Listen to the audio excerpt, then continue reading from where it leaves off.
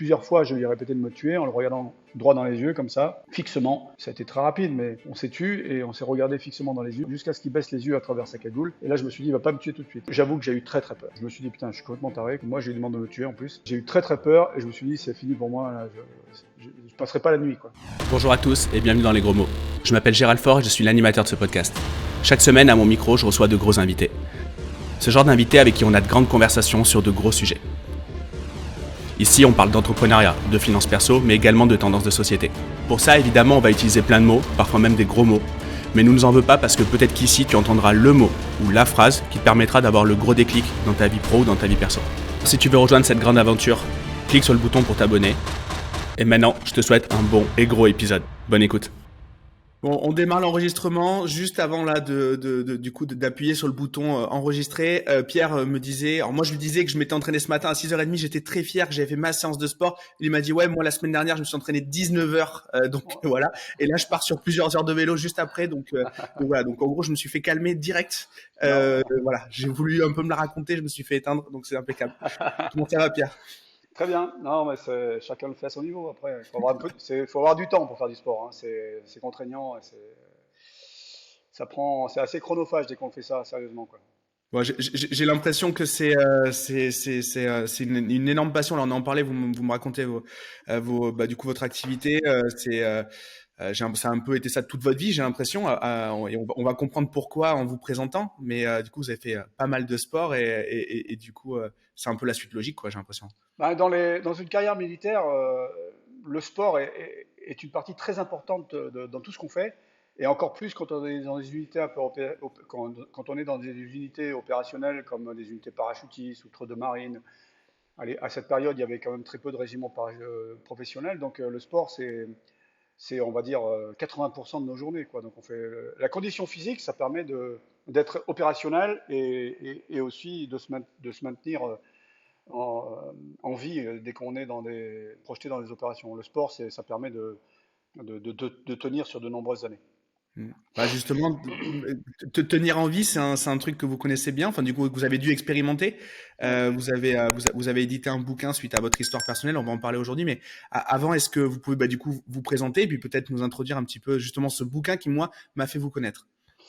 Alors effectivement, je suis Pierre Martinet, ben, comme vous me l'avez présenté au début. J'ai 58 ans, encore pendant quelques jours, et j'ai eu une carrière militaire de 82 à 2002, une carrière hautement opérationnelle, autour du parachutisme et des troupes aéroportées, et pendant une quinzaine d'années. Et les 5 dernières années, j'étais au service action de la DGSE, donc les services secrets français, la branche armée clandestine des services secrets français, plus exactement, où j'ai appris un nouveau métier.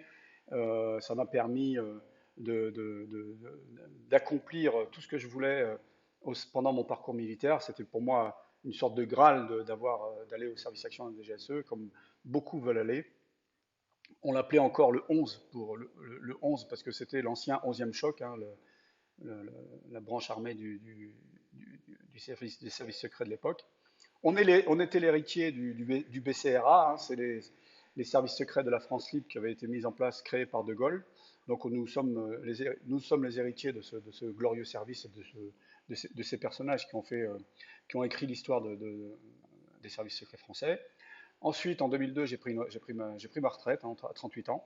En ce moment, c'est d'actualité, les retraites. Donc, à 38 ans, j'avais l'opportunité de pouvoir partir. Alors, ce n'était pas des retraites, de pouvoir prétendre à une Hmm. pension, hein. Ce n'est pas une retraite, hein, bien évidemment, parce que dans l'armée, à cette période, et surtout quand on faisait beaucoup de parachutisme ou de plongée ou de missions, on avait l'opportunité de partir assez rapidement avec une pension qui va dire qui est correcte, mais qui ne permet pas de vivre, quoi. Donc, ça permet D'accord. d'avoir un deuxième métier après. Donc, je me suis reconverti dans le privé, plus ou moins bien, plus ou moins bien.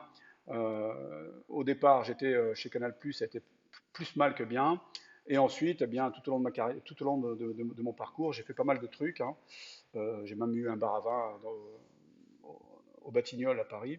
Très bien. J'ai fait beaucoup de choses jusqu'à ce que je me retrouve avec Pierre Marziali, mon ami de toujours, qui avait une société qui s'appelait Secopex. Et je me retrouve avec lui en Libye pendant le printemps arabe en 2011, où il y avait une révolution anti-Kadhafi et je devais être là-bas pour faire du renseignement, pour démontrer que derrière la révolution, il y avait autre chose que des gens qui Oui. voulaient instaurer la liberté. En fait, c'était un État islamique qui devait être instauré après. Donc ça a été je veux dire, une épreuve assez douloureuse, hein. C'était il y a 11 ans. Et donc après, Je vois. je me suis orienté quand même, j'ai continué dans ce domaine-là, mais de façon un peu plus soft. J'ai été dans une autre société, jusqu'à ce que je monte ma propre société à Londres. Je suis parti vivre à Londres pendant 5 ans, et ça m'a permis de monter ma société, Wincorp Security Defense, pour continuer à transmettre mon savoir avec mes formateurs, et surtout pour les pays africains, faire de la formation de tout ce qui est conventionnel, dans des pays en paix et en évitant autant que possible les risques. Donc, Ok. parallèlement, j'ai depuis 2005 publié plusieurs ouvrages. Le premier, c'était DGSE, Service Action, un agent sort de l'ombre en 2005 aux éditions privées, qui a eu un franc succès, qui se vend toujours d'ailleurs 17 ans après, mais en poche. Jusqu'au sixième, hein, aux éditions Mareuil, c'est pris en otage un agent du service secret raconte. Là où le fil conducteur de ce livre, c'est vraiment la prise d'otage en Libye. Et je reviens aussi sur mon parcours militaire, de Beyrouth jusqu'à Londres, où j'étais en mission avec la DGSE, Genève et d'autres pays. Et là, donc, ça me permet, si vous voulez, c'est le complément du premier livre, quoi. Hmm. Donc aujourd'hui, ce livre m'a permis de pas mettre un point final à mon parcours, mais à vraiment raconter ce que j'avais pas pu raconter dans le premier livre. Et- Très bien. Et justement, cette vocation militaire, parce que ben, ça a jalonné au départ, donc du coup, je crois, dans les paras, je crois, oui. et puis ensuite dans le service action, cette vocation, c'est une vocation qui au départ est patriotique ou, ou pas d'ailleurs, je sais pas. Parce que j'imagine qu'on fait ça, il y a un intérêt patriotique malgré tout, mais est-ce que c'est ça le moteur? Je me permets juste d'interrompre l'épisode pendant quelques secondes. Comme vous le savez, ce podcast, bah, c'est une équipe derrière pour le produire, c'est du temps et c'est des moyens. En contrepartie de ça, si vous voulez nous remercier, nous féliciter ou nous encourager, vous avez simplement à mettre un like sur YouTube ou 5 étoiles sur Apple Podcast. Comme vous le savez, ça amène plus de visibilité, plus de notoriété et encore plus d'invités pour les prochains épisodes. Je vous laisse reprendre l'épisode et je vous remercie d'avance pour votre like ou vos 5 étoiles sur Apple Podcast. Bonne écoute. Alors, c'était évidemment ça le moteur, servir la France, servir son pays. Et tous les gens que j'ai côtoyés tout au long de mon parcours et de ma carrière, tous ceux que je côtoie encore aujourd'hui, mes anciens, aujourd'hui, par hasard, je porte le t-shirt de la première compagnie du 3e RPIMA, qui a été mon premier régiment. C'est le 3e régiment parachutiste d'infanterie de marine qui est basé à Carcassonne. Donc, ça a été mon premier régiment dans lequel j'ai servi de 82 à 90 avant de partir outre-mer. Et pour répondre complètement à votre question, ma motivation première, c'est servir mon pays. Si vous voulez, c'est un peu un ADN chez nous, c'est qu'on a tous servi notre pays, mon grand-père, mes grands-pères, mon père, mes oncles, mon beau-frère, mes cousins, on a tous servi notre pays. Et on a ça en nous. Et il y a aussi un moteur dans cette démarche-là, c'est l'action, l'adrénaline, qui a été tout au long de ma carrière, comment dirais-je, à côté de moi et toujours avec moi aujourd'hui. C'est très clair. Et du coup, et donc ça, c'est vraiment, vous le dites, c'est vraiment quelque chose qui est assez commun parmi tous vos frères d'armes et tout ça. Mais alors, du coup, au niveau du recrutement, j'imagine, parce que moi, c'est le gros sujet. Donc, on accueille beaucoup d'entrepreneurs. Et moi, quand on me parle de l'armée, quand on me parle du service action, je vois derrière le recrutement, parce qu'il y a déjà plein de fantasmes derrière le recrutement d'un agent, j'imagine. Et donc, je me dis, qu'est-ce qu'on peut en tirer pour nos entreprises plus traditionnelles, plus classiques, sur ce recrutement? Il n'y a pas justement, est-ce que, est-ce qu'il y a des excès de patriotisme qui en font des chiens fous ou pas du tout? Comment c'est géré quand voilà quand on a des gens peut-être un peu trop passionnés, un peu trop pour tenir certaines situations, je sais pas. Est-ce que ça c'est un risque qu'il y a quand il y a cet élan patriotique qui est trop fort? Alors moi, je préfère des gens qui sont un peu trop passionnés que des gens qui ne sont pas passionnés du tout. D'accord. Parce que les gens qui sont pas passionnés, il faut les tirer vers le haut pour essayer de leur inculquer une certaine passion, une certaine envie. En revanche, les gens qui sont très passionnés, il suffit juste de les freiner un petit peu ou de les cadrer pour avoir ce qu'on veut. L'être humain, on en fait ce qu'on en veut, c'est comme une voiture, il suffit d'accélérer sur la pédale de droite pour les faire avancer. On en fait ce qu'on en veut, qu'ils soient en costume, en tenue de sport, en treillis ou autre. On en fait ce qu'on en veut. Alors, euh, votre expression chien fou, ces gens-là ne restent pas dans l'armée. Ok. Les chiens fous, ils sont écartés, c'est des gens qui ne sont pas fiables, sur lesquels on n'arrive pas à se projeter. En général, ils viennent chercher quelque chose qu'ils ne trouveront jamais. Hmm. Et ces gens-là se trompent, en fait. Bien souvent, ils se trompent, et au bout de 2, 3 ans, maximum 5 ans, ils s'en vont. Et on ne les retrouve plus jamais. Après, ces gens-là, on peut les retrouver dans le civil. Moi, c'est ce que j'appelle les frustrés et les mythomanes. Donc ces gens-là, on les met de côté. Et il y en a beaucoup. En revanche, tous ceux qui font des carrières longues avec une réelle stabilité, une réelle structure d'esprit physique, dans une entreprise, c'est du bonheur.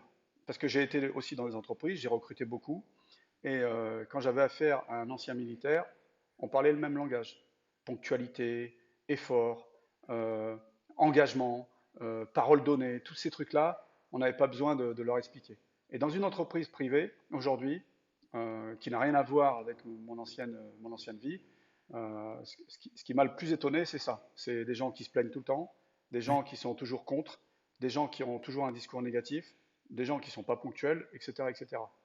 Je schématise, hein, c'est pas la Ouais, non, majorité, mais c'est. bien évidemment. Mais moi, c'est ce qui m'avait frappé tout de suite, c'est les mecs sont jamais à l'heure. Les mecs sont toujours contre. Quel que soit le propos, la proposition, ils sont contre, etc., etc. Discours négatif, je trouve que c'est un discours qui est ambiant, qui est en France, pour Ouais. avoir vécu dans beaucoup de pays. Je trouve qu'en France, c'est un peu ce qui encore plus aujourd'hui, ce Ouais, qu'on la peut période, voir. la période valide ce que vous êtes en train de dire. Là, j'ai Oui, oui, moi je l'impression. trouve que Voilà. les Hmm. gens passent leur temps à être contre et à être négatifs. Ils mettent beaucoup d'énergie à être contre et à être négatifs, et s'ils mettaient cette énergie à être pour et être positif, je pense que ça marcherait beaucoup mieux. Voilà. Mais dans une entreprise, je pense que le recrutement d'anciens militaires, euh, c'est un atout, c'est très positif pour une entreprise, quelle que soit l'entreprise, hein. Euh, J'ai j'ai l'impression, là, du coup, pour fréquenter beaucoup d'entrepreneurs, en accompagner également pas mal, que le savoir-être prend le pas maintenant sur le savoir-faire, puisqu'on voit, il y a des technologies qui nous permettent d'apprendre des choses très rapidement, voire même de nous éviter de les apprendre et directement nous le pré-mâcher et et par contre, le savoir-être, ça, on ne pourra pas le remonter. C'est, exactement. voilà. Et c'est exactement ça, le savoir-être est déjà acquis bien souvent par des gens qui ont fait X années dans des régiments, dans l'armée. Ils ont un savoir-être qu'on retrouve difficilement dans le privé, parce qu'il y a quelque chose qu'on ne retrouvera jamais dans le privé, et ça on n'y peut rien, c'est la vie, c'est que tous ces gens, la plupart d'eux, ont eu des parcours opérationnels, hein, parce que depuis 15-20 ans, avec toutes les guerres qu'il y a sur le globe, ils ont participé à toutes ces guerres, et il y a quelque chose qui va les transformer, c'est qu'ils ont été côtoyés à la mort. Côtoyer à la mort ou donner la mort, ça transforme l'individu, ça le transforme intellectuellement, ça le transforme psychologiquement, et bien évidemment, ils ont un savoir-être qui est tout à fait différent. Ça ne veut pas dire qu'ils sont meilleurs que les autres, ça veut dire qu'ils ont une autre approche du problème, ça veut dire qu'ils ont une autre approche des journées, ça veut dire qu'ils ont une, une tendance à moins paniquer que les autres ou à moins s'en faire que les autres parce que eux ils ont côtoyé euh, l'acte ultime. Et Ouais. ça, c'est un atout incroyable. Et du coup, ouais, alors, je sais pas comment on peut le transposer à à une secrétaire comptable qui a peut-être pas fréquenté ça, mais j'ai l'impression aussi, on en parlait tout à l'heure, le patriotisme. S'il y a une valeur commune dans la boîte, logiquement, ça permet aussi de rallier aussi les troupes entre guillemets, de rallier ses collaborateurs là-dessus. Et donc, et le problème, c'est que les valeurs de boîte en ce moment, on en entend beaucoup parler, mais c'est souvent du, comme on dit, du bullshit. Et donc, mais je pense il y a ce besoin de valeurs communes parmi les collaborateurs. L'appartenance. Hmm. L'appartenance, c'est ce qu'il y a de primordial. Donc, quelle que soit la société, l'entreprise, l'équipe de foot, de volley, de basket, de ce que vous voulez, l'appartenance. Être fier d'appartenir à. Et pour être fier d'appartenir à, c'est pas uniquement avec le salaire ou les gains. C'est ce qu'on peut inculquer, c'est l'esprit d'équipe, être soudé, montrer l'exemple, manager par l'exemple, manager en étant authentique, sincère, exemplaire et susciter l'adhésion. Susciter l'adhésion, c'est pas imposer l'adhésion. La cohésion, ça ne s'impose pas, ça se décrète pas. C'est une affaire de longue année, de longue distance, et surtout par l'exemple. Hmm. Oui, c'est une conséquence. Voilà, on ne. Ouais, Ouais. et pour répondre concrètement, une secrétaire, évidemment, elle n'a pas été en Afghanistan, au Mali ou autre, ou à Beyrouth, ou ce que vous voulez. Cependant, si elle a l'impression de faire partie de la chaîne de la chaîne de la réussite globale, eh bien, elle va se sentir fière de ce qu'elle fait. Et c'est pas uniquement à la fin du mois avec son salaire. Bien évidemment, le salaire est important, notamment dans des périodes où tout est cher et tout est compliqué. Mais si elle est fière de son poste, elle ne va pas jalouser celui qui est au-dessus et elle va pas se sentir supérieure à celui ou celle qui est en dessous. Donc l'importance, moi, dans tout ce que j'ai pu faire, dans les séminaires de cohésion que j'ai pu organiser, c'est de se sentir fier de ce qu'on fait, fier de sa boîte, et ensuite apporter, apporter sa petite pierre à l'édifice et être acteur de la réussite globale. Et ça, c'est très important, et on peut facilement transformer une structure en organisant des petits trucs, des petits séminaires de cohésion, très simples, où les gens vont un petit peu transpirer ensemble, vont un petit peu se parler autrement qu'à la machine à café. Et Hmm. ça, vous allez voir petit à petit la transformation de la structure. Les gens, ils vont avoir une autre attitude, ils vont être un peu plus sincères et authentiques entre eux, et ça va être, ça va être différent au quotidien. C'est pas uniquement en faisant des pots le soir ou en sortant des bouteilles. Oui. Ça, pour moi, ça vaut rien. Il y a une Hmm. phrase qui m'avait marqué dans une entreprise qui était un petit peu en difficulté. Et un des directeurs m'avait dit exactement, là, en ce moment, ça va mal dans l'entreprise, donc il n'y a pas de cohésion. Mais quand ça ira mieux, il y aura de la cohésion. Alors j'avais dit, attends, je vais Hmm. t'expliquer. C'est l'inverse, Ouais. en fait, qu'il faudrait. Hmm. C'est quand ça va mal qu'il doit y avoir de la cohésion et pour que ça aille mieux, et pas l'inverse. Donc pour ça, il faut que, quand ça va bien, travailler sur les éventuels moments où ça ira moins bien. Et ça se fait très facilement, en fait. Vous me mettez 15 personnes, au bout d'une semaine, ces 15 personnes, ils seront comme ça. Voilà. C'est très clair. Et du coup, vous, votre recrutement, quand vous passez donc de militaire à agent, je ne sais pas comment, agent secret, je sais pas, enfin, Ouais, ouais. quand vous passez à la DGSI, DGSE, pardon, comment ça se passe? Quelles sont les étapes? Parce qu'en fait, c'est très fantasmé, tout ça. Est-ce que, est-ce qu'il y a justement est-ce que le process est le même d'ailleurs pour tous les types d'agents? Ou vous, en étant Alors, militaire, peut-être que c'est peut-être différent? c'est différent pour les militaires parce que le Mm. service action à DGSE est composé uniquement de militaires. Et c'est différent pour les militaires de la DGSE parce que la DGSE, c'est aujourd'hui, je crois qu'ils sont à peu près 7000. Hein. À l'époque, on était 5000, mais ça a vachement, ça a grossi après les attentats de 2015. Il y a eu beaucoup plus de recrutement. La DGSE, c'est à peu près deux tiers de civils, un tiers de militaires. Les civils, ce sont des recrutements par concours, catégorie A, B, C. En ce moment, je crois qu'il y Comme a un fonctionnaire classique, quoi. comme un fonctionnaire classique. Aujourd'hui, je crois que la DGSE recrute pas mal de linguistes, informaticiens, etc., etc. En revanche, quand on est militaire, on fait ce qu'on appelle une demande de mutation. C'est un formulaire qu'on remplit à une période donnée dans l'année. Et on fait une demande de mutation au sein du service action qu'on appelait CIRP, Centre d'instruction des réserves parachutistes, ça s'appelait, ou de la DGSE, la centrale à Paris. Ensuite, il y a une première partie qui va être sélectionnée sur dossier. Alors tous les gens qui ne correspondent pas, bah, ils sont mis de côté. Ceux qui correspondent, on va les garder. Alors euh, ceux qui ont fait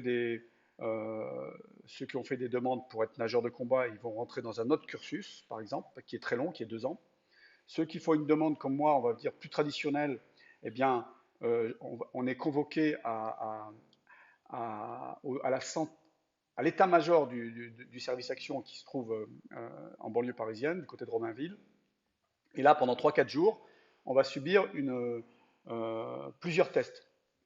Tests de culture générale, tests d'anglais, tests de français, tests de maths, tests psychotechniques, tests psychologiques, etc., etc., etc., etc. Ensuite, on passe devant un psy, on passe devant une commission de recrutement pour connaître comment dirais-je, nos motivations. Et tous ceux il y en a beaucoup qui se font écarter parce qu'ils arrivent en disant moi je veux casser du machin, Ouais, je veux aller d'accord. tuer des. Voilà, merci, au revoir, on vous rappellera. Il y en a beaucoup qui se font dégager comme ça parce qu'ils n'ont pas la carrure.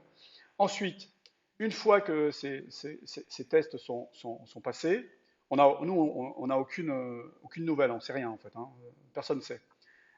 Ceux qui sont retenus vont subir une enquête de sécurité par la sécurité militaire, hein. Et là aussi, il y en a pas mal qui sont éliminés, hein, ceux qui ont de la famille dans le grand banditisme, ou qui ont eu de la famille dans le grand banditisme, ou qui ont de la famille, à l'époque, c'était tout ce qui est Al-Qaïda, GIA, donc ceux qui avaient de la famille en Algérie, etc., sur lesquels on pouvait faire pression, ben, ils sont écartés ici. Enfin, il y a ceux qui ont fait des chèques sans provision, ceux qui ont eu des démêlés avec la justice, tout ça, Ok. ça écarte, ça écarte, ça écarte. Et ceux qui sont retenus sont convoqués. Alors, moi, mon cursus, ça a pris 2 ans, hein, Ah ouais. ouais, c'est long, hein. Donc, au mois d'août de l'année 97, j'ai reçu ma convocation quelques mois avant, 4-5 mois avant, et ensuite, eh bien, ceux qui sont affectés à CERCOT, donc au centre parachutiste d'entraînement spécialisé, ceux qui sont affectés à CERCOT, eh bien, on va commencer ce qu'on appelle le cycle long pendant presque un an pour apprendre une nouvelle vie, un nouveau métier et commencer à petit démilitariser certaines personnes. Parce que le service action étant composé essentiellement de militaires, donc on est tous parachutistes, hein, tout le monde est breveté para, mais on travaille en civil. Mais on apprend des métiers civils.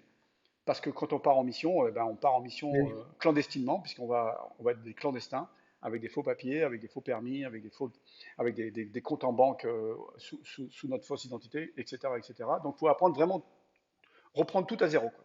Tout ce qu'on avait appris avant, on le met de côté et on repart sur une nouvelle vie.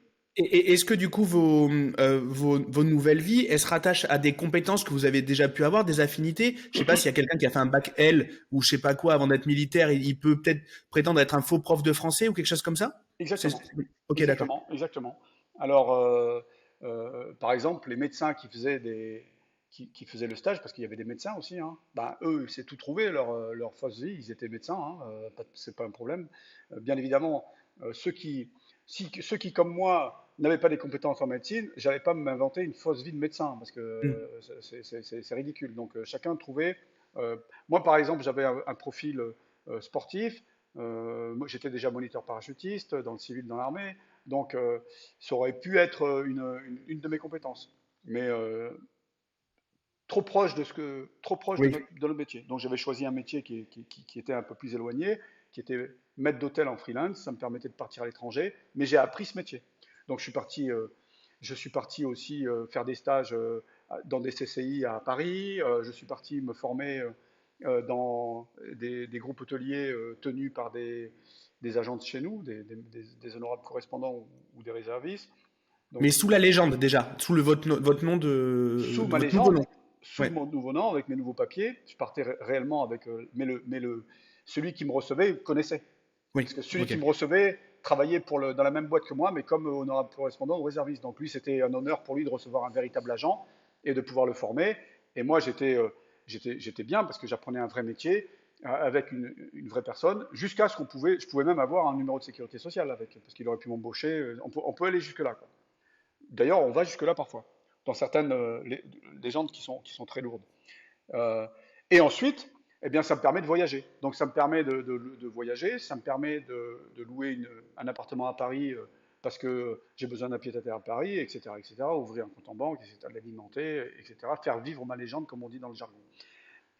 Et donc, partir en mission, c'est partir d'Orléans où j'habitais, avec ma vraie vie, arriver à Paris où se trouvait le bureau de sécurité du service action DGSE. On changeait nos papiers, on déposait notre vraie vie, on prenait notre fausse vie, et on pouvait partir en mission comme ça.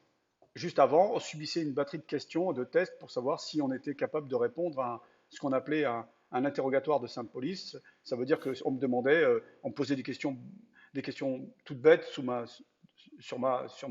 fausse vie, quoi. Dans quelle boulangerie je vais, où je vais boire mon café le matin, ou etc. Avec tous les trucs. C'est quel jour le marché dans ton arrondissement. Ça, c'était le patron de la sécurité, il aimait bien ça. Donc si tu disais, bah, j'en sais rien, comment ça tu sais pas? Donc, Et, fallait répondre vraiment, être faire vivre sa légende, c'est euh, être vraiment dans cette fausse vie-là, quoi. et dans un monde où bah, toute notre vie depuis des années, alors vous c'était un petit peu, c'était il y a quelques années, mais aujourd'hui tout est documenté depuis des années et des années sur les réseaux sociaux. Ouais. Alors je veux bien qu'on efface nos traces, mais par contre c'est ultra suspect si on n'a pas de traces. Eh bien, Si j'ai euh, pas de profil Facebook ou Insta ou je sais pas quoi, ça va paraître bizarre. Donc comment on recrée de l'historique? eh ben, on invente un truc avec cette fausse vie, quoi. On s'invente un Instagram avec son faux nom, etc., etc., quoi. Et sans Et avoir à redater, à revenir dans le passé, il n'y a pas besoin d'avoir ce niveau de détail là. non, non, bien sûr que non. Ok. Mais ce qu'il faut surtout pas faire, c'est avoir euh, des comptes avec vos vraies identités. Ouais. Et ça, c'est problématique, bien évidemment. On n'avait pas ce problème-là il y a 10 ans, il y a 11 ans. C'est vrai que ça, c'est problématique. On n'avait pas ça. On n'avait pas, ouais, on n'avait pas ce problème-là. Mais aujourd'hui, c'est vraiment, il faut cloisonner en fait, c'est une question de sécurité. Il faut cloisonner sa vraie vie et sa fausse vie. Donc, la plupart des agents aujourd'hui qui sont en activité, vous ne les trouvez pas sur Facebook ou surtout ceux qui sont vraiment très clandestins, vous ne les trouvez pas sur Facebook, vous ne les trouvez pas sur Instagram ou sur Twitter. Parce que là, ça serait catastrophique, quoi. Hmm. Et Et dangereux. comme on a fait tout à l'heure pour le recrutement, on a transposé ça avec le monde de l'entreprise.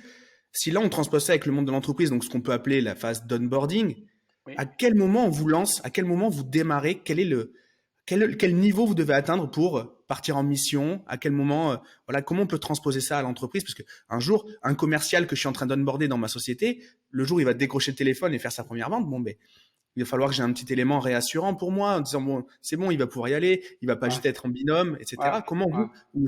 j'imagine que c'est comme en parachute aussi, quand on fait son premier saut tout seul, j'imagine que c'est un petit peu, il doit y avoir Ah bah, quelques points de resonance. la première mission, c'est flippant parce qu'on franchit une frontière avec des faux papiers. C'est pas les mêmes conséquences que de louper une vente, hein. Donc, se faire choper à l'étranger, c'est pas les mêmes conséquences que de louper sa première vente. Après, tout est important, rien n'est grave, mais tout est important. Et le niveau, qu'est-ce que c'est? Le niveau, c'est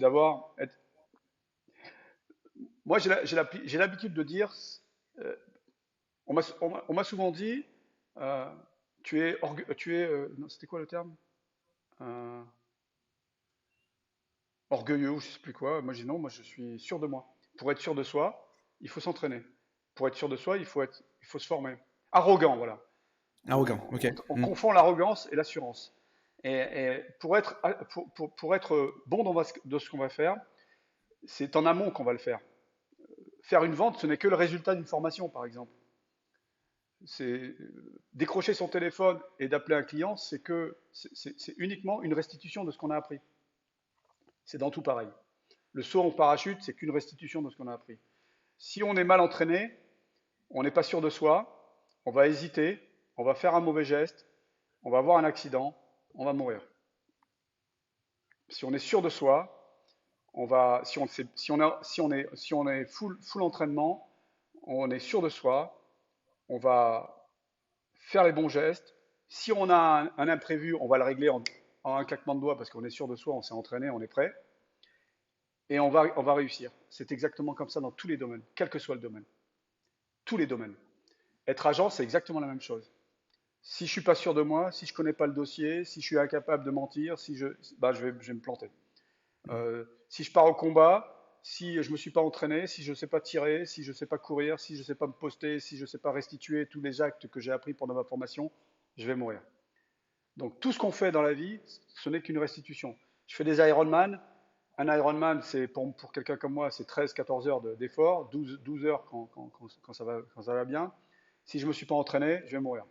Donc tout n'est que restitution en fait. Et il n'y a qu'une chose qui compte, c'est l'entraînement, l'entraînement, l'entraînement, être sûr de soi, être prêt à, quoi.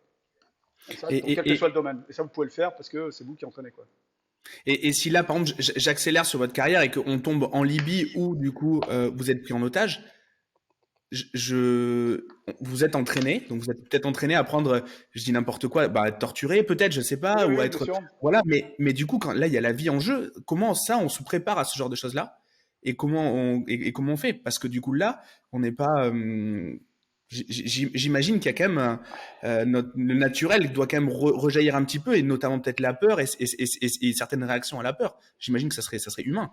Alors, ça tombe bien parce que je vais en parler demain soir de ça. Et euh, j'étais avec des personnes qui n'avaient pas de parcours militaire, qui ont subi. Et c'est pas une critique, hein, c'est surtout pas une critique. Ils ont subi, ils ont très mal vécu, et ça a été très difficile après, pardon. Avec mon parcours militaire, opérationnel, hein, parce que j'ai eu un parcours quand même assez opérationnel dans l'armée, j'étais instructeur commando, etc., plus, plus tout ce que j'ai pu faire après au service. Et donc, ma réaction a été différente. J'ai eu très peur de mourir, mais ma réaction a été différente. C'est-à-dire que très vite, je me suis recentré dans ce que je savais faire. Très vite, mon passé m'a aidé à réfléchir, à tenir, à leur rentrer dans la gueule quand il fallait leur rentrer dans la gueule, entre guillemets, à jouer avec eux un peu, même si c'était violent. Et tout ça, ça m'a permis de me recentrer, de me recadrer et d'être concentré jusqu'à ce que je sois totalement libéré, d'être sûr d'être en vie. Eh bien, tous ces actes-là sont revenus naturellement. Parce que pendant 20 ans, en fait, plus que 20 ans, parce que même depuis que je suis sorti du service, ou de mes 20 années dans l'armée, j'ai toujours été comme ça. J'ai toujours été entraîné, prêt intellectuellement, psychologiquement, physiquement, même maintenant, à presque 59 ans, je suis toujours en pleine possession de mes moyens physiques et psychologiques. C'est un entraînement de tout le temps, c'est une certaine façon de vivre. Parfois, ça peut être fatigant pour des personnes qui me côtoient au quotidien. Mais moi, j'ai toujours eu l'habitude d'être comme ça. Si je m'assois, ben, c'est foutu, quoi. Si je m'assois, si je me laisse aller, c'est mort, quoi. Et j'essaye d'être toujours comme ça. Après, c'est pas facile tous les jours, mais euh, depuis que je suis né, j'ai toujours été habitué à avoir cet effort au quotidien, ces objectifs parfois surdimensionnés que je me fixais, etc., etc. J'ai toujours un pas, encore un pas, et j'avançais toujours comme ça. Donc, en Libye, ça m'a aidé à 200%. Pour partir, pour ressortir, ça m'a aidé aussi. Pour me reconstruire, ça m'a aidé aussi, même si j'ai été obligé de faire appel à des spécialistes, hein, des médecins psychiatres spécialisés dans le post-traumatique. Il n'y a rien de déshonorant là-dessus. Non, ça faisait partie de mes questions, j'allais vous la poser en suivant. Ouais, Donc, et bien évidemment, l'armée française a mis le doigt sur le post-traumatique durant l'Afghanistan, parce que euh, les Américains le prennent en compte depuis de nombreuses années, hein. C'est considéré comme blessure de guerre, le post-traumatique, et c'est tout à fait normal, hein. C'est assez violent, hein. C'est assez violent d'être côtoyé à la mort très jeune. Euh, et donc le post-traumatique, c'est très important de le prendre en compte parce que ça nous permet de ne pas devenir alcoolique ou de ne pas sombrer dans la drogue ou de ne pas sombrer dans la folie. Et ça permet de se reconstruire et de repartir vers l'avant, de continuer. Pas d'oublier, mais de vivre avec et de comprendre tout ce qu'on a vécu et de comprendre pourquoi on est comme ça, parce que tout ce qu'on a vécu, ça transforme le personnage aussi, quoi.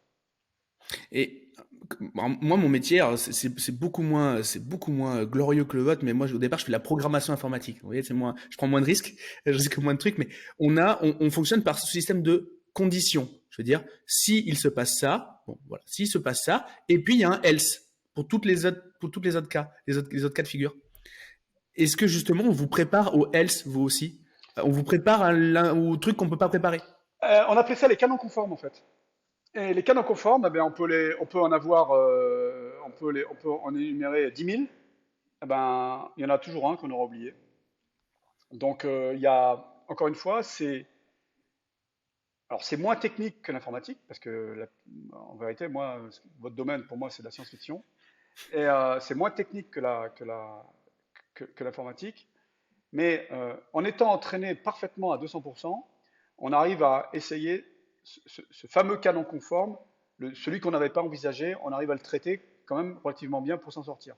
Je vais prendre un exemple euh, qui, est, qui est très concret. C'est pour rendre hommage à quelqu'un qui a été tué, qui s'appelle Denis Alex, c'était son nom de guerre à l'époque, du service action et des GSE, qui était détenu par des groupes terroristes en Somalie, les Shebabs. Il a vécu 3 ans d'enfer.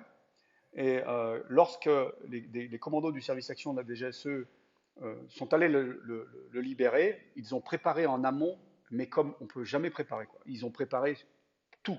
Ils ont fait des maquettes de l'endroit où il était détenu. Quand ils déménageaient, ils refaisaient les maquettes. Ça a duré des mois et des mois et des mois. Ils ont tout envisagé. Sauf une chose.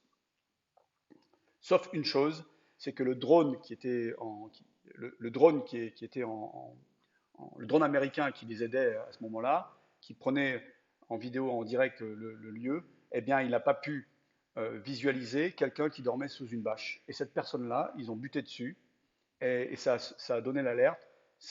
L'effet de surprise était perdu et ils ont eu un contact très violent avec l'ennemi. Ils n'ont pas réussi à sauver Denis Alex, qui a été tué sur place, et ils ont perdu 2 personnes dans cette opération. Et donc, les gens étaient extraordinairement bien préparés. C'était des mecs de très grande valeur, ceux de Perpignan, mais ce cas-là les a mis dans l'échec, entre guillemets, parce que la mission était de le sortir vivant. Et voilà, ils ont dû s'adapter, ça n'a pas fonctionné, mais pour répondre concrètement à votre question, il n'y a qu'une chose qui peut nous permettre de s'adapter à quelque chose qu'on n'avait pas prévu, c'est la formation, l'entraînement, l'entraînement, l'entraînement et l'entraînement. Et quand vous faites enlever, dans votre tête, c'est quoi, vous dites quoi? Déjà, est-ce que, de temps en temps, il nous arrive des choses, on dit, putain, ça devait arriver, c'est maintenant. Bah, Est-ce qu'il se passe ouais. là dans votre tête? Ouais, quelques secondes avant, je sentais un truc qui allait pas. Il y avait de l'électricité dans l'air. Il y a un truc qui allait pas. J'étais énervé. Ça allait pas, quoi. Et quand on se fait enlever, quand les gens nous tombent dessus avec armés jusqu'aux dents, cagoulés, Kalachnikov, bitube de 12-7 face à nous, ils nous jettent au sol. Ils tuent Pierre Marziali à côté de moi, qui était contre moi, épaule contre épaule. Ils le tuent. Et puis dans ma tête, je me dis, c'est fini, quoi. Voilà. Je ferme les yeux, j'attends d'en prendre une. Je pensais que c'était qu'on nous enlevait pas, mais je pensais qu'on nous abattait Ok. qu'on nous exécutait dans la rue. Donc là, je ferme les yeux, allongé sur le sol, les mains sur la nuque, parce que c'est comme ça qu'ils nous ont demandé de nous mettre. Et, j'en ai pas, il n'y a pas eu de deuxième coup de feu, donc j'ai ouvert les yeux, j'ai vu des inscriptions en arabe sur les véhicules qui venaient duquel venait de sortir ce groupe. Donc là, ça a été très vite.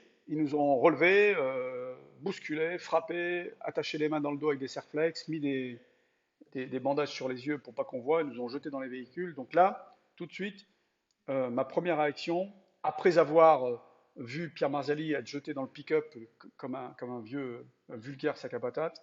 Et pour recontextualiser, c'était pas juste un collègue, c'était aussi un ami, je crois, hein. C'était un de vos amis. Ah bah c'était Pierre, on se connaissait depuis toujours. En fait, on avait été caporal en chambre, caporal chef, sergent. On était dans la même section. On a servi au Tchad, au Liban. On était proches parce qu'on était du même village, pratiquement du même village dans le Var. Il était de Bord-les-Mimosas, j'étais de Pignan. Juste, on avait très peu de distance entre nous. Donc on était vraiment amis. Puis c'était quelqu'un avec qui je m'entendais très bien.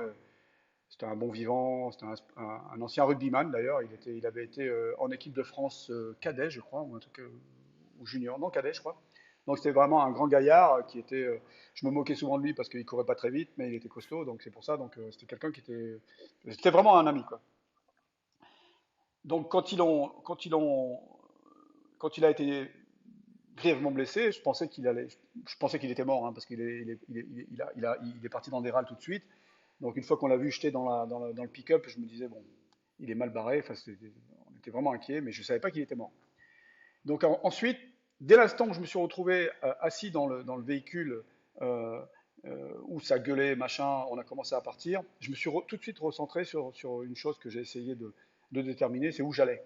Combien de temps ça allait durer, donc j'ai commencé à compter dans ma tête, essayer de me recentrer puisque j'étais vivant, pour essayer de savoir ce qui allait se passer. Donc tout ça, c'est des choses c'est des actes réflexes, hein, ça, c'est pas des trucs, voilà. Mais après quelque chose d'aussi traumatisant que de voir son pote du coup prendre une balle, il faut avoir ce réflexe aussi rapidement. Ça s'appelle la pas, survie en fait. ouais. Oui, parce une fois que ça s'est passé, eh bien malheureusement, enfin ou heureusement, on pense à soi parce que on est obligé de se recentrer sur sa personne et euh, essayer de voir ce qui se passe parce que je ne savais pas ce qui se passait, quoi, hein, je comprenais absolument rien. Pourquoi surtout? Donc ça a duré quelques minutes de déplacement jusqu'à ce qu'on arrive, ce qu'on s'arrête et qu'on nous fasse sortir des véhicules. où on nous enlève le chèche, et j'ai vu plein de gens armés, machin, etc., etc. On a été jetés dans les cellules, et, et très vite, je me suis retrouvé, j'entendais crier, des tirs, tout ça, j'avais l'impression d'entendre crier Eric, après Fred, ou Georges, je savais plus qui criait, et je me disais, merde, ils sont en train de se faire torturer, donc ça va être violent, quoi. Et jusqu'à ce que ça m'arrive, jusqu'à ce qu'ils viennent me chercher pour m'amener au fond du couloir. Et je me suis retrouvé face à quelqu'un de cagoulé, avec à ma gauche quelqu'un de très maigre, très sec, barbu, avec un colt à la ceinture. Et donc le mec cagoulé me dit alors monsieur l'espion, bonjour. Enfin, il me dit pas bonjour, il dit alors monsieur l'espion, on sait tout sur toi, tu vas tout nous raconter. Et donc, voilà, là, c'était un petit peu le revers de la médaille des réseaux à l'époque, où, parce que j'avais déjà sorti un premier livre, j'étais déjà passé à la télévision, donc ils m'avaient vu. Donc, voilà. On sait que tu es un espion de Kadhafi, et tu vas tout nous dire, et tu vas nous dire où vous avez caché vos armes, quels sont vos contacts à Tripoli, qui tu dois appeler à Tripoli, etc., etc., etc. Donc, très vite, je lui dis, bah, écoute, je suis pas un espion de Kadhafi, je n'ai pas d'armes, je connais personne là-bas, etc., etc. Et je prenais des coups par celui qui était à côté de moi, qui avait un briquet dans la main et qui me tapait sur le crâne. Ça s'est bien, ça commençait à saigner, etc., etc. Jusqu'au moment où je lui ai dit, écoute, on va pas y passer la nuit, je sais rien, je te dirai rien, tu peux me torturer toute la nuit, tu peux me frapper toute la nuit, c'est pas la peine, autant que tu me tues tout de suite parce que tu sauras rien. Donc plusieurs fois, je lui ai répété de me tuer en le regardant droit dans les yeux, comme ça, fixement, et ça a duré, ça a été très rapide, mais on, on s'est tu et on s'est regardé fixement dans les yeux jusqu'à ce qu'il baisse les yeux à travers sa cagoule. Et là, je me suis dit, il va pas me tuer tout de suite. Donc il m'a dit, on va pas te tuer tout de suite, on va te remettre dans ta cellule, et dans une demi-heure, on vient te chercher et tu nous raconteras toute l'histoire. Donc ils m'ont rebalancé dans la cellule. Là, j'avoue que j'ai eu très très peur. Très très peur. J'ai cru que c'était. Je me suis dit, putain, je suis complètement taré, quoi. Moi, j'ai eu demandé de me tuer en plus. J'ai eu très très peur et je me suis dit, c'est fini pour moi, là, je passerai pas la nuit, quoi. Donc j'entendais crier, des coups, des tirs, des machins. Ils sont en train, dans ma tête, je me disais, ils sont en train de les exécuter, mes camarades. Et donc ils me réservent pour la fin. Vraiment très peur. Et puis il s'est rien passé de la nuit, ils sont pas venus me chercher. Ils sont venus me chercher le lendemain ou le surlendemain, je sais plus, ou le lendemain, et pour recommencer les interrogatoires, etc., etc. Ça a duré 3 4 jours comme ça, jusqu'au samedi soir. C'était un mercredi soir, l'enlèvement, jusqu'au samedi soir où on a pu rencontrer celui qui était représentant de l'État français sur place, Monsieur Sivan, qui faisait office d'ambassadeur itinérant en Libye. Euh, Parce que je rappelle quand même le contexte, c'est qu'à l'époque, la France aidait les rebelles anti-Kadhafi. Les aidait C'est ça. militairement, les aidait. Donc, elle aidait, elle finançait, elle fournissait de l'armement à ceux qui nous avaient enlevés et qui nous torturaient. Et elles aidaient les groupes islamistes surtout. Donc ça c'était encore une belle erreur.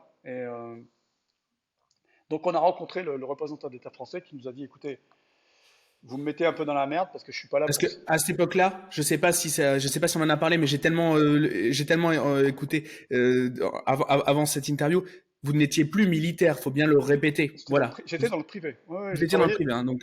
j'étais parti depuis quelques années. Je travaillais pour Secopex, pour Pierre Marzali, qui travaillait pour une société américaine. Et par ricochet, j'ai su après qu'on travaillait pour, pour la La CIA. CIA ou quelque Ouais, chose comme ça. ouais, Ouais, ouais, ouais. pour l'État américain, parce qu'ils voulaient faire du renseignement sur place, et mon but là-bas, c'était de bien prouver que derrière toute cette révolution, il y avait des islamistes.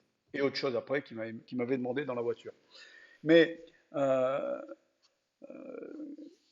Et donc la France, elle réagit comment? Parce que déjà, du coup, vous êtes français, ouais, ressortissant, ouais. mais vous bossez pour les Américains. Vous n'êtes pas venu sous la casquette. Non, mais Donc, on avait demandé l'autorisation. On avait demandé ok, un feu vert. d'accord. Ils nous avait dit ni oui ni non, faites comme vous voulez. Donc on était là-bas sous notre propre responsabilité. Donc la France, euh, j'ai rien à reprocher à l'État français, puisque personne ne nous a obligés à aller là-bas, hein, évidemment. Je suis absolument responsable de ce que j'ai fait.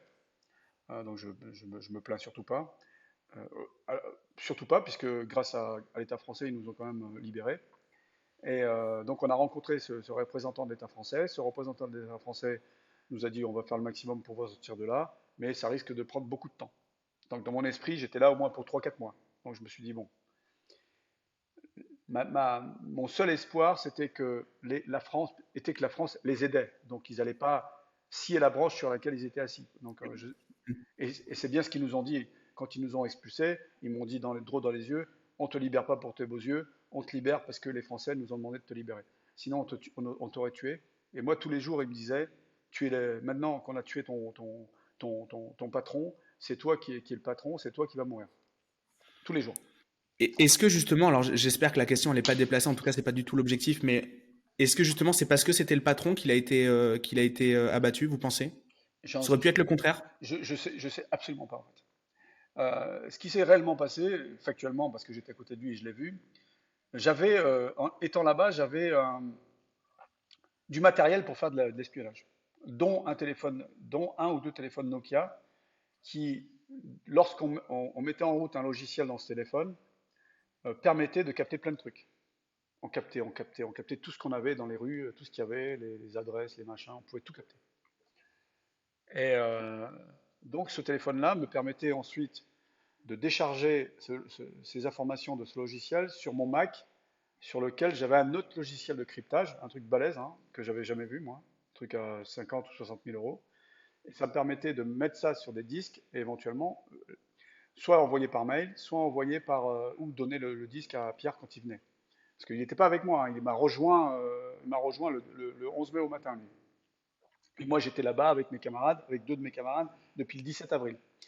Donc Pierre Marziali, quand il est venu ce jour-là, avait un nouveau téléphone, un smartphone, un HTC, je m'en rappellerai très bien, il me montre le téléphone, il me dit, tiens, ça c'est ton nouveau joujou, je te l'ai rapporté, il est plus performant que tes Nokia, qui n'étaient pas des smartphones à l'époque. Donc il me dit, bah, je vais le tester en allant au restaurant dans lequel on allait manger, il était assez tard, je dis, c'est pas la peine parce que j'ai déjà tout fait moi. Bon, il me met dans sa poche gauche, téléphone allumé, logiciel en marche, il met sur sa poche gauche, dans sa poche gauche, et quand on a été arrêté, il était comme ça, à côté de lui, moi j'étais à sa droite, et j'ai vu sa main gauche se porter à la poche gauche. Donc, est-ce que le mec qui était derrière nous, les mecs qui étaient derrière nous, ont pris peur, ont tiré sur lui? Ça, je ne le saurais jamais. Il y a d'autres hypothèses qui ont circulé après, qui disaient que Pierre Marzali avait été abattu sur ordre, etc., etc. Je ne peux pas l'affirmer, D'accord, je ne peux pas l'infirmer, j'en sais rien. d'accord. Et en vérité, j'ai pas cherché à savoir. Hmm. Et justement, s'il n'y avait pas eu cette histoire, cette épreuve, euh, ça aurait pu ressembler à quoi le reste de votre vie? Parce que j'imagine qu'il y a un avant, un après, c'est pas anodin dans une vie, ce genre de choses. Donc, Alors, ça aurait pu être quoi s'il n'y avait pas eu ça? ah ben, en fait, on avait plein de projets avec lui. Il avait plein de projets hein, qui avaient été demandés par ses clients. Euh, un des projets qui avait été demandé par son client, c'était la possibilité de monter une cellule pour exécuter des chefs, des chefs islamistes au Proche-Orient et en Afrique, là où la France était installée. Donc il m'avait demandé si ça c'était possible à faire. Alors sur le plan technique, bien évidemment, c'était possible à faire. Il faut de l'argent. Et après, il y a tout ce qui est juridique, il y a tout comment monter une société comme ça. En France, c'est absolument illégal, donc c'était hors de question de le faire en France, etc., etc. Mais là, c'était vraiment, voilà. Le, En théorie, j'aurais continué à développer avec lui ses copex à l'étranger. Et, euh, et ensuite, ça s'est pas fait. Donc j'avoue que quand je suis rentré en France, j'ai mis, un- j'ai mis quelques jours, quelques semaines, quelques mois sur off hein, jusqu'à la fin de l'année 2011, hein, Hmm. donc de mai à la fin de l'année. Et ensuite, euh, ensuite, je suis retourné bosser dans le même, dans le même domaine pour une autre boîte. Et j'ai développé tout ce qui était du renseignement économique. Ensuite, j'ai développé les services de défense. Et puis, de fil en aiguille, j'ai trouvé que faire de la formation en Afrique était quelque chose d'intéressant parce que l'Afrique est un continent que j'aime beaucoup, surtout l'Afrique francophone, hein, où j'ai beaucoup servi. Les Africains avec qui, euh, avec qui j'ai bossé, avec qui j'ai partagé beaucoup de choses sont fantastiques. Et puis ça m'a permis de vouloir développer ma nouvelle société, WinCorp Security Defense, en Afrique. Très bien. Donc ma vie, elle aurait été, on va dire, euh, pareille qu'aujourd'hui, sauf que, sauf qu'aujourd'hui, avant de mettre les pieds quelque part, bah, je fais vraiment plus attention qu'avant. Ok. Et en ce moment, bah, il y a la fameuse guerre en Ukraine. Oui. Euh, on entend parler. Alors moi je dis on entend parler. Évidemment, je suis au courant de rien, etc. Je redéblate ce que j'entends naïvement à la télé. Je rate pas la télé, mais on a compris l'idée. Il y a apparemment des sociétés de sécurité qui sont en place, etc. Qu'est-ce qui est vrai là-dedans d'après vous et comment c'est structuré ce business de la sécurité? Alors, Sécurité privée, pardon. pour revenir sur l'Ukraine, la seule société qui apparaît là-bas, c'est Wagner. Hein, Oui, ouais. alors, c'est pas une société militaire privée, hein, c'est une extension de l'armée russe, hein, Wagner. Hein, faut pas confondre avec. En fait, il faut pas confondre Wagner et les sociétés militaires privées françaises, américaines, anglaises, qui sont structurées, qui ont des numéros à l'URSSAF, etc., etc. Wagner, ce n'est qu'une extension de l'armée russe. Pour s'étendre en Afrique, pour l'aider en Ukraine, c'est ce qu'ils ont bossé aussi en Syrie, etc., etc. Les sociétés, le marché, le business de la sécurité privée a vraiment démarré avec la Seconde Guerre du Golfe, avec les Américains, où les Américains ont sous-traité énormément de missions. Des missions de gardiennage, des missions d'escorte, des missions de protection de VIP, des missions, après toutes les missions non combattantes comme restauration collective, etc., etc. Mais le business de la sécurité privée a explosé avec la Seconde Guerre en Irak et l'Afghanistan. Et donc les sociétés privées, comment ça se fonctionne? Passent des contrats avec des États. Par exemple, une société qui était très connue à l'époque, une société américaine qui s'appelait Blackwater, avait un contrat énorme avec le ministère de la Défense américaine. Donc il faisait de l'escorte de convoi, de la protection de VIP, il faisait De l'intelligence? oui, oui aussi. Ça c'est surtout la NSA qui sous-traite ça. Il faisait bien évidemment, mais il faisait tout ce qui était au contact. Et effectivement, les sociétés privées, l'avantage d'une société privée, c'est que ça coûte moins cher qu'un militaire à long terme. Il y a moins de répercussions sur l'opinion publique quand il y a des contracteurs qui se font tuer, comme on les appelait, qu'un militaire, parce qu'on ne les rapatrie pas dans un cercueil avec le drapeau du pays en question. Il y a moins d'impact sur les populations. Et l'avantage d'une société privée également, c'est qu'on fait un contrat, au bout de 3 ans ou 2 ans, c'est fini, on n'en parle plus, c'est terminé. Euh, et aussi, une société privée, ça permet de faire bosser beaucoup de monde. Et je me souviens à l'époque, énormément de Français allaient travailler pour des sociétés anglo-saxonnes parce qu'il y avait zéro société privée française qui travaillait là-bas, quoi. Et très peu en Afghanistan. Maintenant, il y en a un petit peu, mais très très peu encore. Parce que c'est pas dans la culture française, ça. La sous-traitance à des sociétés privées, ce n'est pas dans la culture française. Parce que dans la culture française, on est encore arrêté au mercenariat, on est considéré comme des mercenaires. Dès l'instant où on va travailler en Afrique, même si je fais uniquement de la formation en Afrique, comme j'ai pu faire, je suis un mercenaire. Je ne sais pas pourquoi, mais bon, voilà. Donc ils ne savent pas faire la différence entre un mercenaire et une société militaire privée, où on passe des contrats, où les gens sont payés par virement et pas en cash, Ouais. où voilà, tout est codifié, tout est carré, quoi. On n'est pas Mm. armé, surtout. Ok, c'était une de mes questions. Ok, très bien. Voilà, on n'a pas d'armes. Alors, les sociétés privées pendant les guerres en Irak et en Afghanistan, évidemment qu'elles étaient armées. Parce que pour faire une escorte de convoi en pays en guerre, si on n'est pas armé, autant rester à la maison. Donc, Mm. effectivement, là, ils étaient armés pour protéger des VIP ou des généraux ou etc. dans un pays en guerre. Il faut être armé.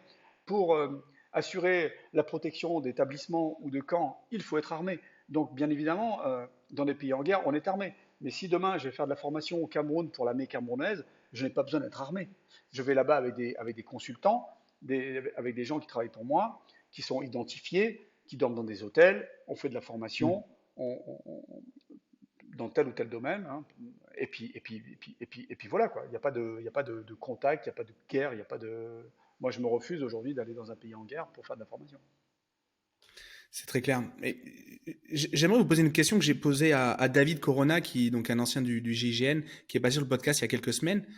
Je lui demandais comment avait été perçu le fait qu'il documente justement sa carrière une fois qu'il l'a stoppé par ses collègues. Et en plus, on en voit, il y a beaucoup d'anciens Oui, forces spéciales ou oui, BRI ou GIGN qui qui se mettent à écrire des bouquins, qui se mettent à faire des conférences et qui se mettent à, quand on a la carrière, quand on a la retraite à 40 balais, ben là, on a toute notre vie devant nous, donc c'est normal aussi Ouais. de l'utiliser. En plus, il y a des choses qui sont passionnantes. En tout cas, moi, dès que je vois un contenu sur YouTube, dans vos genres de métiers, je saute dessus. C'est vraiment, Oui, c'est passionnant. Ouais.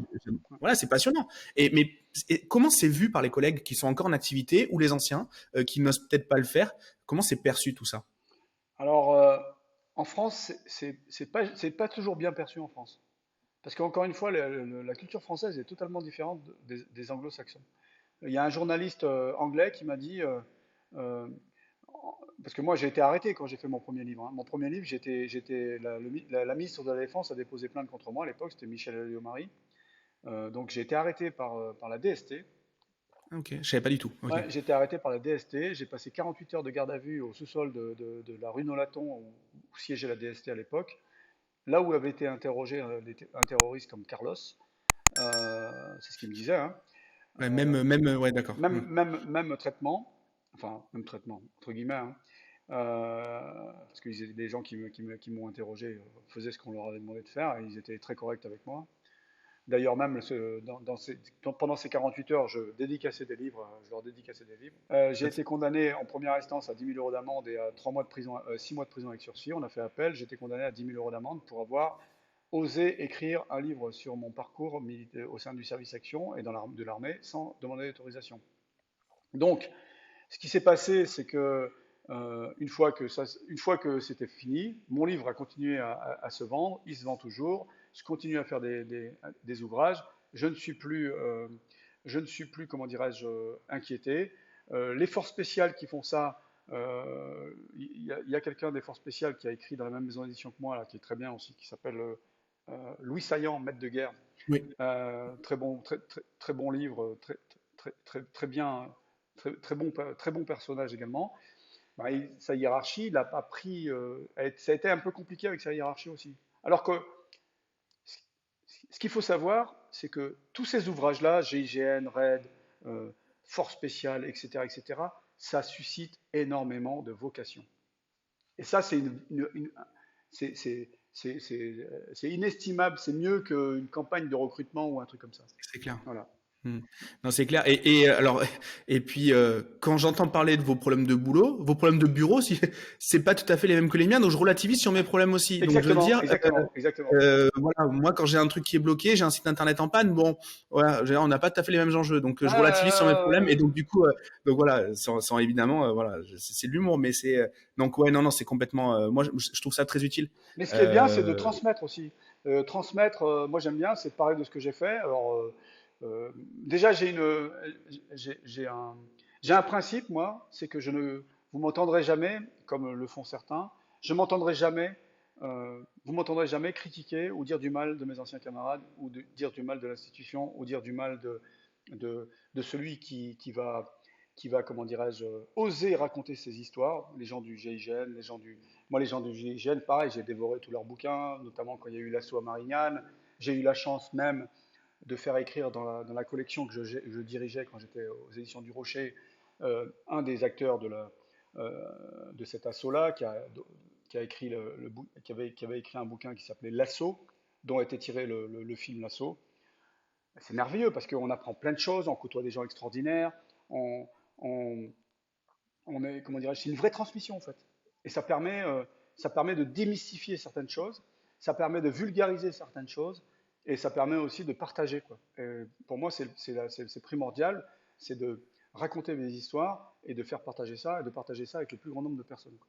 Ben, en tout cas, moi, je vous remercie parce que c'est des choses qui m'inspirent beaucoup, même si évidemment les univers sont larges, mais derrière, il y a plein d'enseignements à tirer pour nos vies du quotidien, et puis on relativise vraiment sur sur la difficulté de notre quotidien quand on voit ce qui se passe, et donc ça, c'est vraiment top. Euh, Pierre, du coup, si on veut, ben suivre votre travail, suivre un petit peu votre actualité, qu'est-ce que vous nous recommandez, enfin, alors vous faites beaucoup de plateaux, Oui. vous faites beaucoup de médias, mais qu'est-ce que vous nous recommandez de suivre comme lien? Ah, mais moi, tout ce que je fais, c'est. Bon, déjà, aujourd'hui, je me suis aperçu tout était sur YouTube. Alors, mes interventions, radio, télé, chaîne web, etc., tout est sur YouTube. Donc après, j'ai beaucoup d'actualités Instagram, Facebook, un peu Twitter, au Twitter aussi, mais surtout et LinkedIn aussi. J'aime bien partager tout ce que je fais sur ce réseau professionnel. Et non, je partage à chaque fois. Et même dernièrement, j'ai été invité chez Cyril Hanouna pour parler du livre. C'était très, très intéressant. J'ai partagé ça avec tout le monde. Et aujourd'hui, je m'interdis aucun média et j'essaie d'être le plus visible possible et le plus transparent possible dans tout ce que je fais, quoi. Mais c'est top. Mais merci beaucoup en tout cas d'avoir accepté l'invitation. C'était passionnant. C'est moi. Ça aurait pu durer 4 heures de plus parce que j'ai envie de voilà. J'aille Mais m'entraîner bon, du maintenant. coup, voilà, c'est pour ça. Mais en tout cas, c'était passionnant. Merci Pierre d'avoir accepté. Ça a été ultra fluide en plus pour arriver à faire cette interview. Merci beaucoup. J'imagine que vous êtes beaucoup sollicité et du coup, bah, Moi, c'était vraiment un honneur. je réponds toujours oui parce que c'est bien de faire des ouvrages comme ça. Mais si c'est pour le faire pour soi, c'est pas intéressant. Moi, je le fais surtout pour partager ce que j'ai. Ce dernier livre, je ne l'ai pas dit, mais c'était surtout pour rendre hommage à Pierre Marjali qui avait été tué. Ça faisait 10 ans que j'avais l'intention de le faire. Et grâce à mon ami Marc Jugnat qui m'a aidé à faire ça, ben, on a pu faire ce livre et surtout l'éditer chez Louis de Mareuil qui m'a dit oui tout de suite. On mettra le lien aussi pour Super. pouvoir commander tout ça. Super. Merci beaucoup Pierre. Bon entraînement, c'est important. Merci. Bonne Et journée. puis à très À bientôt. bientôt. Au Ciao, revoir. ciao. Au revoir. Ça y est, l'épisode est terminé. Si t'es encore là, c'est que l'échange avec mon invité t'a certainement plu. Et la meilleure façon de le remercier, de me remercier, c'est de nous mettre un like ou un commentaire sur YouTube, ainsi que 5 étoiles sur Apple Podcast. Comme je te l'ai déjà dit, ça nous amène de la notoriété et ça nous permet d'avoir encore plus d'invités toutes les semaines à te proposer. N'hésite pas à me suivre et à me contacter sur les réseaux sociaux, je réponds à tous les messages et je suis à ta disposition si tu veux discuter des différents sujets du podcast. J'ai plus qu'à te remercier pour ta fidélité. C'était Gérald. Bonne semaine.